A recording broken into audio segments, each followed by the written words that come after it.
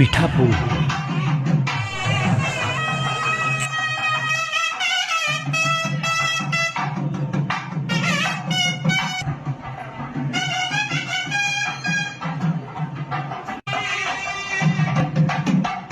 आंध्र प्रदेशातील पूर्व गोदावरी अर्थात काकीनाडा जिल्ह्यातील सामलकोटहून 12 किलोमीटर दूर वसलेले एक अति लहानसे गाव.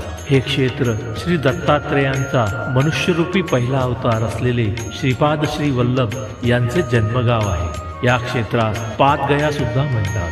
या मंदिरात श्रीपाद श्री वल्लभांची, श्री दत्तात्रेयांची आणि श्री नृसिंह सरस्वती यांच्या अप्रतिम व तेजस्वी अशा सुंदर मूर्ती आहेत.